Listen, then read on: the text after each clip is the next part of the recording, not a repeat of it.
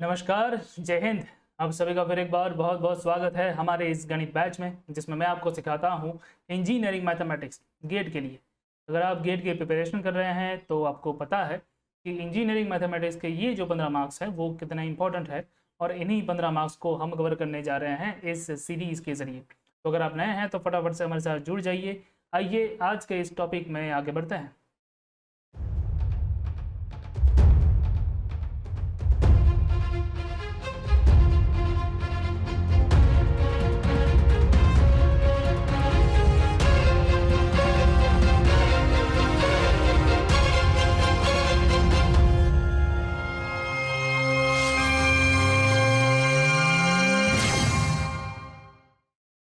तो दोस्तों, आज का ये जो टॉपिक है वो बहुत ही ज़्यादा खास है, क्योंकि आज हम सीखने जा रहे हैं डिफरेंशियल इक्वेशन के हायर ऑर्डर को सॉल्व करने का एक अलग तरीका। ठीक है, अगर अलग फॉर्म है तो फॉर्म है हमारा कोचीज लीनियर डिफरेंशियल इक्वेशन फॉर्म। तो सबसे पहले हम बात करने जा रहे हैं कि कोचीज लीनियर डिफरेंशियल इक्वेशन होता क्या है, कैसे पता चलेगा कि आपका डिफरेंशियल इक्वेशन कोची फॉर्म का है या नहीं है। ठीक है, बहुत सारी जगह पे इसको कोशी बोला जाता है। आप कोची बोलो कोसी बोलो, उससे मुझे कोई फर्क नहीं पड़ता है। ठीक है, आप उसको सॉल्व करने के एबल होने चाहिए इस वीडियो के बाद। ये जो है वो हमारा मेन एम है। ठीक है, आइए समझते हैं कि आपके इस लीनियर डिफरेंशियल इक्वेशन का फॉर्म क्या होगा। ठीक है, तो आपको जब हमने शुरुआत में जब हायर ऑर्डर डिफरेंशियल इक्वेशन समझाया था, तब मैंने आपको बताया था कि हायर ऑर्डर का फॉर्म जो है वो कुछ इस तरीके का होता है अगर वो कांस्टेंट कोएफिशिएंट है तो। ठीक है, कांस्टेंट कोएफिशिएंट मतलब कि अगर उसका कोएफिशिएंट कांस्टेंट है तो इससे पहले जो देखिए वो इस तरह से देखे कि एक कांस्टेंट कोएफिशिएंट मान लो a0 है, और उसके साथ यहाँ पे होता था मल्टीप्लाइड में nth term differentiation of y। ठीक है, dn y बाई dxn। उसी तरह से प्लस यहाँ पे होता था a1 कोई भी कांस्टेंट कोएफिशिएंट। ठीक है, और यहाँ पे होता था एक टर्म, एक डिफरेंशिएशन कम होता था उसका। ठीक है, तो n-1 होता था। उसके बाद नेक्स्ट टर्म में a2, और यहाँ पे a power n-2y divide by a n dx by dx raise to n-2। ठीक है, तो इसी तरह से आगे बढ़ते हुए आपको यहाँ पे a n मिलता था, और यहाँ पे आपके पास आखिर में y जो है वो आता था, और यहाँ पे q ऑफ x वाला टर्म आता था। ठीक है, तो ऑन एन एवरेज जो आप लेफ्ट हैंड साइड में जो टर्म है उसको आप क्या बोल देते थे, f ऑफ d बोल देते थे। ठीक है, और is equals to q of x वाला टर्म जो है वो आप उसको कहते थे, इस तरीके का फॉर्म आप उसको बोलते थे, जो कि था कांस्टेंट कोएफिशिएंट वाला linear higher order differential equation. अब वो कॉची कब कहलाता है, ओके, कब उसको आप अलग कहेंगे, तो जब आपका डिफरेंशियल इक्वेशन में जो कोएफिशिएंट्स हैं वो कांस्टेंट ना रहते हुए इस तरीके के हैं, मान लीजिए। ठीक है, यहाँ पे x पावर n दे रखा है मान लो। ठीक है, यहाँ पे x पावर n-1 दे रखा है मान लो। ठीक है, यानी कि जो कोएफिशिएंट्स हैं वो x के ऊपर आधारित हो, यानी कि वेरिएबल कोएफिशिएंट्स हो। ठीक है, तब उसको आप बोलते हैं कोची इक्वेशन। सेम वे यहाँ पे x-2 होगा, और सेम वे यहाँ पे x पावर 0 आएगा। x पावर 0 का मतलब क्या होता है, 1 ही होता है। ठीक है, तो यहाँ पे x पावर 0 वाला टर्म होगा। और अगर इस तरीके से आपके पास डिफरेंशियल इक्वेशन बनता है जिसमें कोएफिशिएंट जो है वो वेरिएबल टाइप के हैं, तो आप उसको कोशीज लीनियर डिफरेंशियल इक्वेशन बोलते हैं, या फिर आप बोल सकते हैं it is the higher order differential equation, higher order differential equation with variable coefficients, variable coefficients. ठीक है, ओके। अब अगर इस तरीके का डिफरेंशियल इक्वेशन है तो उसको आप सॉल्व आउट कैसे करेंगे, क्या आप इसको एफ ऑफ डी वाले फॉर्म में लिख सकते हैं? डायरेक्टली तो नहीं लिख सकते, क्योंकि यहाँ पे x power n-1 x power n-2 इस तरह से वेरिएबल कोएफिशिएंट्स हैं। तो आपको करना क्या है कि इसको आपको कन्वर्ट करना होगा कांस्टेंट कोएफिशिएंट वाले फॉर्म में। अगर आप कन्वर्ट कर पाते हो तो आपका काम जो है वो इजीली हो जाएगा, और कन्वर्ट करने के लिए कुछ स्टेप्स हैं। तो अगर आपको कोशीज लीनियर डिफरेंशियल इक्वेशन दे रखा है तो आपको सीधे सीधे यही स्टेप्स जो है वो ध्यान में लेने हैं, उसका इस्तेमाल करना है। तो स्टेप 1 ले लेते हैं। ठीक है, स्टेप्स देख लेते हैं। उसमें पहला स्टेप है कि लेट, आपको सीधे सीधे x की जगह पे कोई एक्सपोनेंशियल टर्म जो है वो एज्यूम कर लेनी है। मैं यहाँ पे e पावर z एज्यूम कर रहा हूँ। ठीक है, so x is equals to e power z।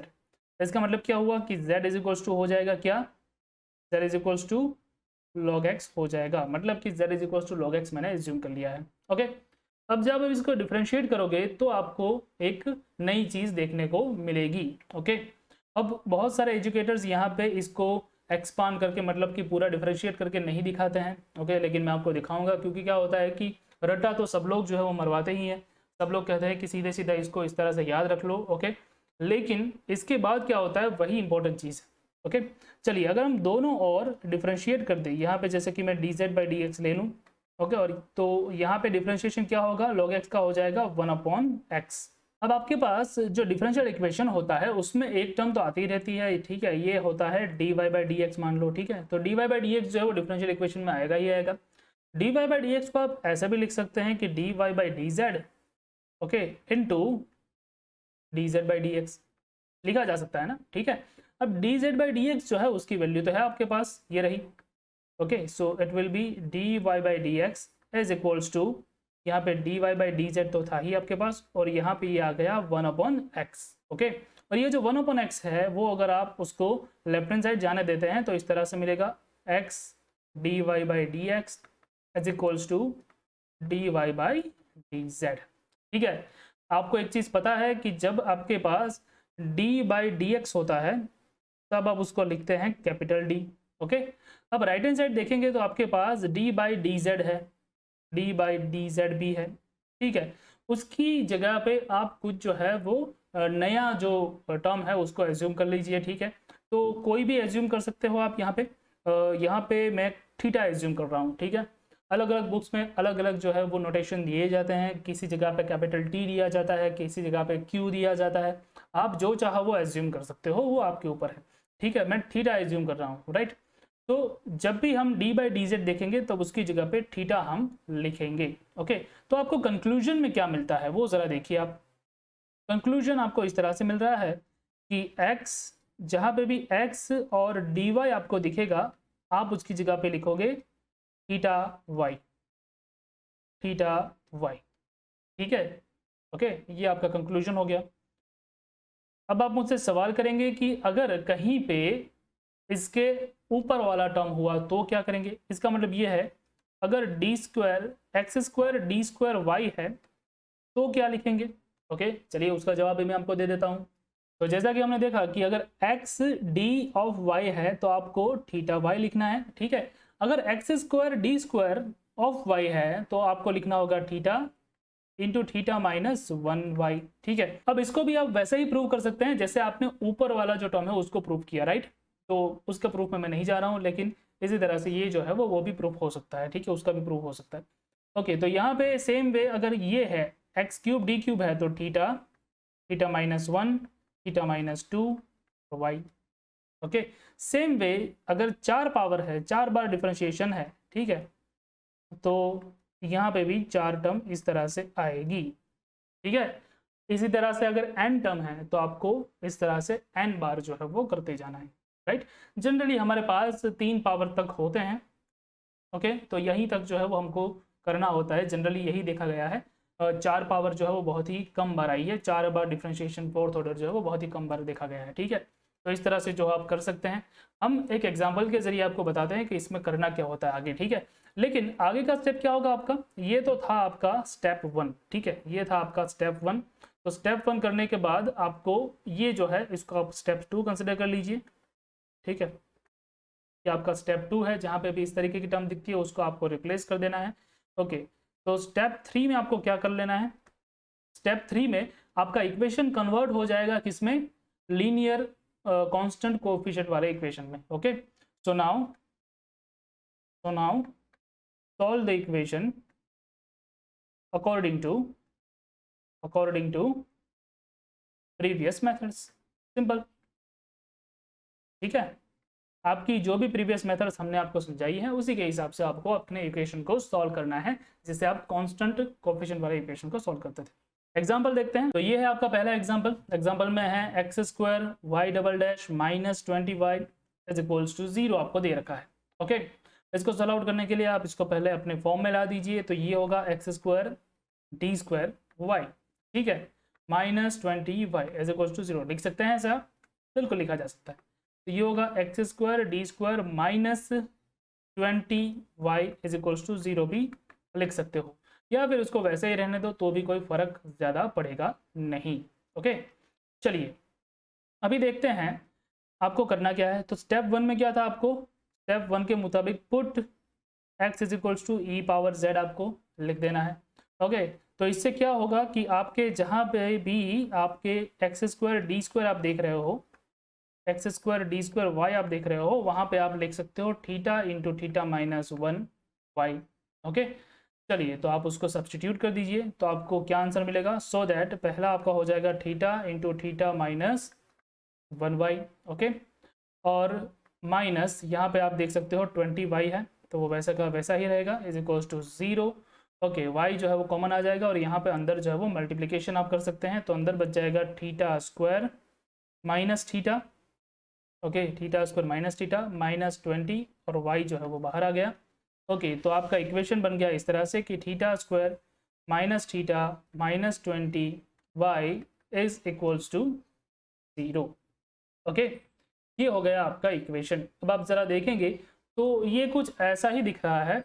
अगर मान लो कि थीटा की जगह पे डी होता तो ये कुछ ऐसा ही बन गया ना, d square minus d minus 20 y is equals to 0 type, कुछ ऐसा ही हुआ। ठीक है, बस डी की जगह पे थीटा दे रखा है और कुछ नहीं है। तो ये जो इक्वेशन है उसको आप कह सकते हो f of theta y is equals to q type of equation है। ठीक है, so now your solution will be y is equals to complementary function plus particular integral आएगा तो वही। ठीक है, डी की जगह पे थीटा है बस।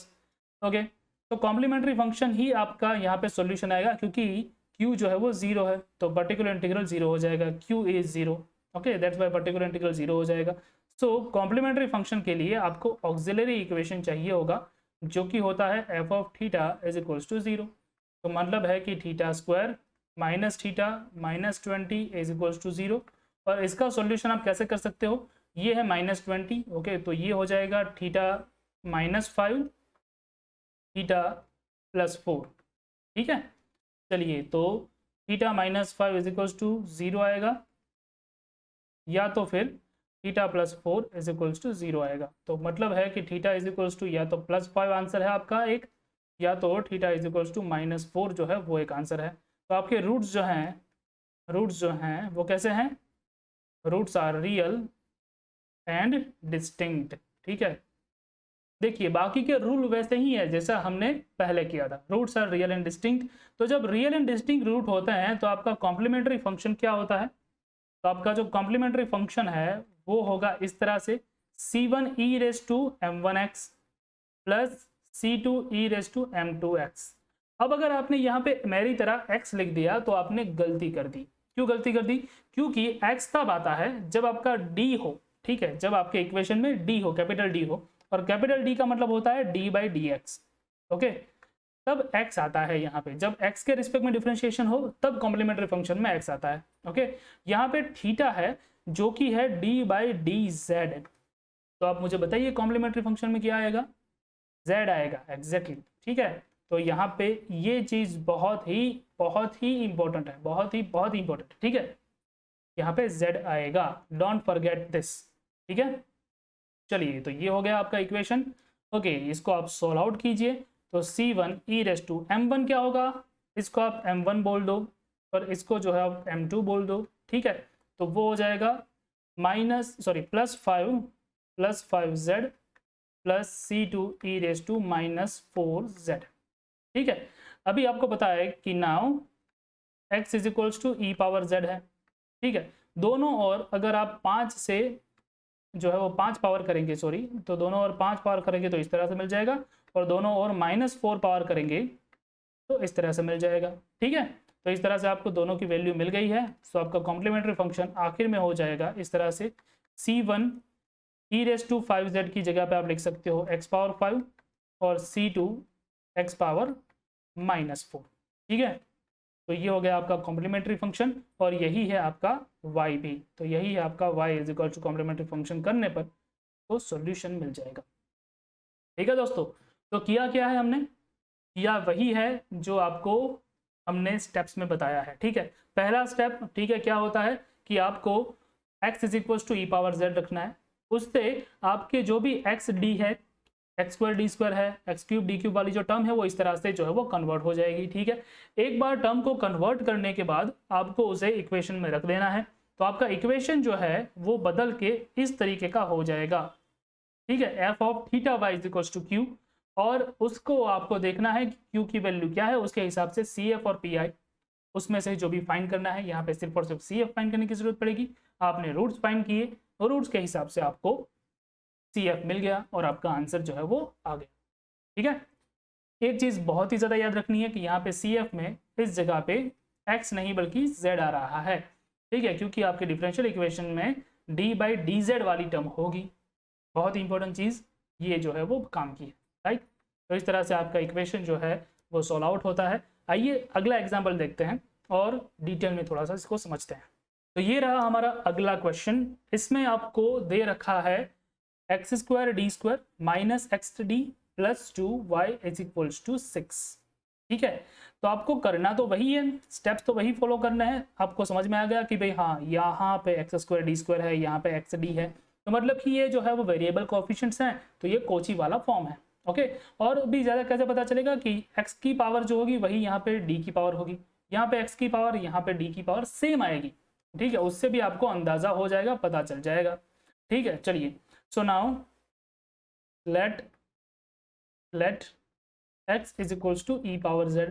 ओके, सो ऐसा करने पर आप लिख सकते हैं कि जहाँ पे भी एक्स स्क्वायर डी स्क्वायर है वहाँ पे आप लिख सकते हैं थीटा इंटू थीटा माइनस 1। ठीक है, मतलब कि थीटा स्क्वायर माइनस थीटा, इसको सीधे सीधे सिंप्लीफाई करके दे रहा हूँ। ओके, और जहाँ पे भी x इंटू डी है वहाँ पे आप थीटा लिख सकते हैं। ओके, चलिए ये वैल्यू आप सब्सटीट्यूट कर दीजिए, तो आपका इक्वेशन बन जाएगा कुछ इस तरह से कि पहला हो गया theta square minus theta minus ये जो है वो बन गया माइनस थीटा। ठीक है, और प्लस 2 तो था ही into y is equals to 6। Okay, चलो अब इसको आप जरा सिंप्लीफाई कर दो, तो आपको मिल जाएगा theta square minus 2 theta plus 2 into y is equals to 6। ठीक है, अब आप इसको किस तरह से लिख पाओगे, तो अब आप इसको लिख सकते हो f of theta y is equals to 6।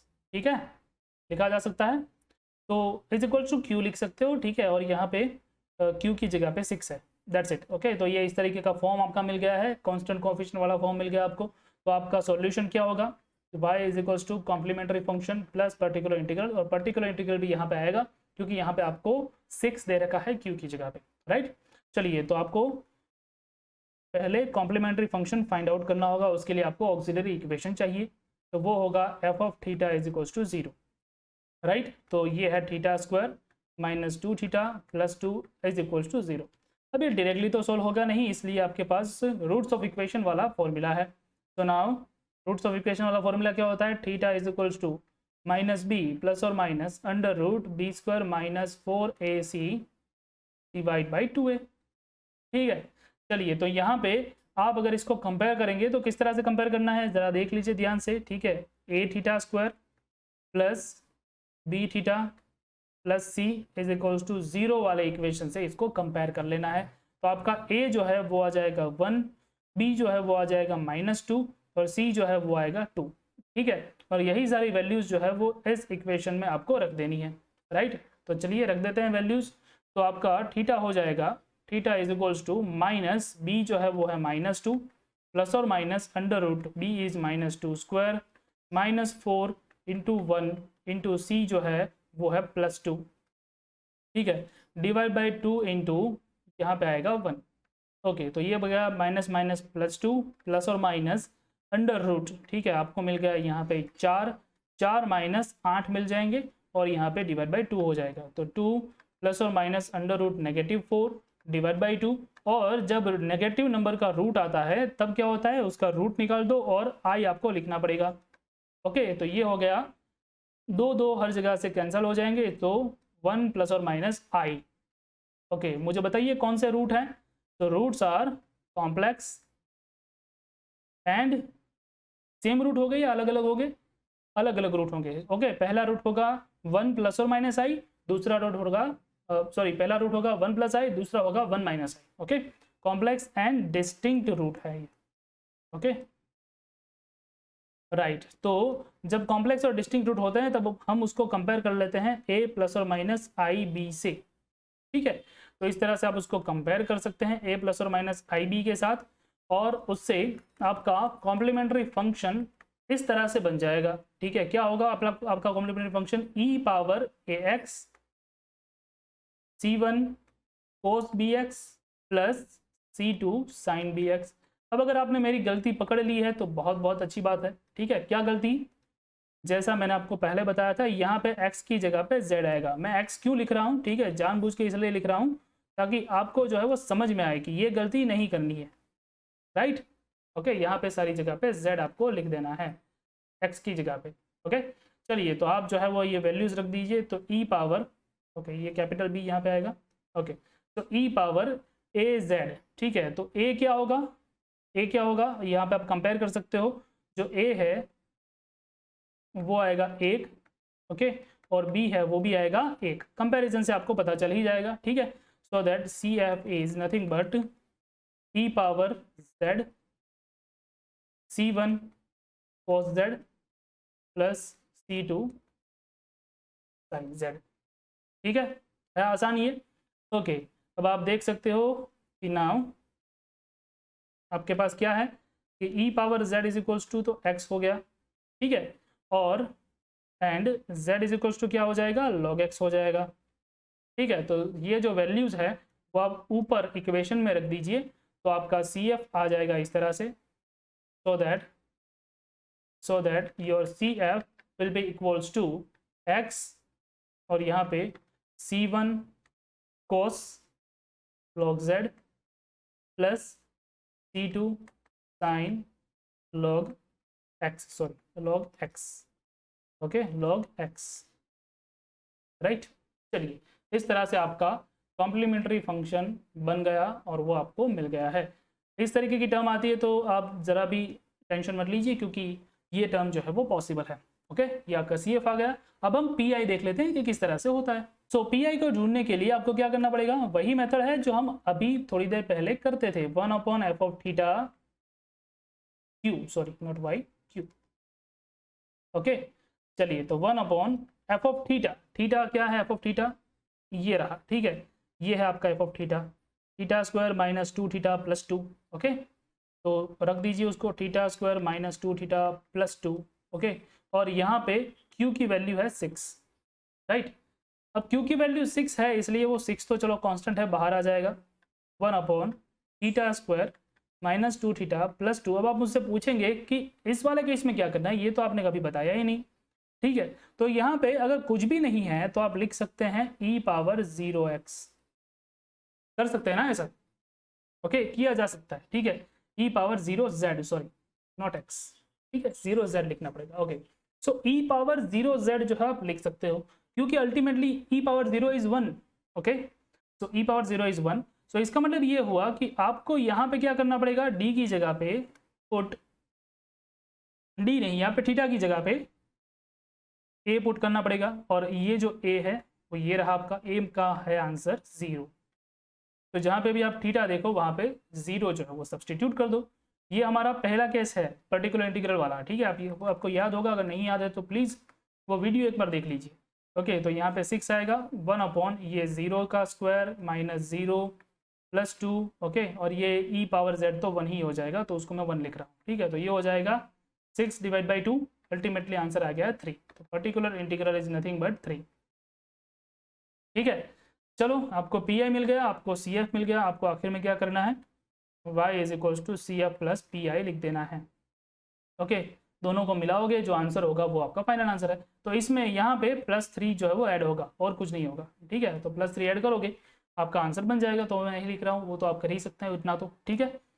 करना बहुत सी सिंपल चीज़ है, वही करना है जो हम करते आए हैं। कब? जब आप इक्वेशन को कन्वर्ट कर लेते हो, उसके बाद इक्वेशन को कन्वर्ट करना ही बहुत ही इंपॉर्टेंट है।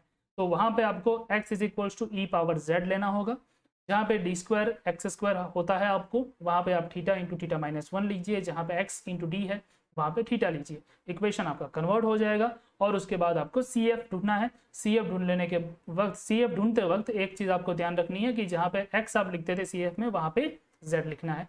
सेम वे पी आई में भी वही करना है, जहाँ पे x लिखते थे वहाँ पे z लिखना है, और जहाँ पे आप d की जगह पे वैल्यूज रखते थे यहाँ पे आपको थीटा की जगह पे वैल्यूज रखनी है, और आपका आंसर जो है वो बन जाएगा यहाँ पे। ठीक है, अब अगर पी आई में कोई भी थीटा की या फिर z वाली टर्म आती है तो आपको क्या करना है, आपको उसे x वाली टर्म में कन्वर्ट करना पड़ेगा। तो दोस्तों इस तरह से आपका कोचीज लीनियर डिफरेंशियल इक्वेशन का जो टॉपिक है वो खत्म होता है। मुझे उम्मीद है कि आपको ये जो टॉपिक है वो बहुत ही अच्छी तरह से समझ में आया होगा। अब आप उसको एग्जीक्यूट भी अच्छी तरह से कर पाएंगे। अगर एग्जाम में वो आता है तो थोड़ा लेंथी होता है, लेकिन उसको इसी तरह से जो है वो सॉल्व किया जाता है। ठीक है दोस्तों, अगर आपको कोई भी डाउट रहता है तो आप मुझे पूछ सकते हैं। मैं आपको मिलता हूँ अब एक नए टॉपिक के साथ, क्योंकि डिफरेंशियल इक्वेशन का टॉपिक जो है वो यहीं पे समाप्त होता है। मिलते हैं एक नए टॉपिक के साथ अगले लेक्चर में, तब तक के लिए जय हिंद।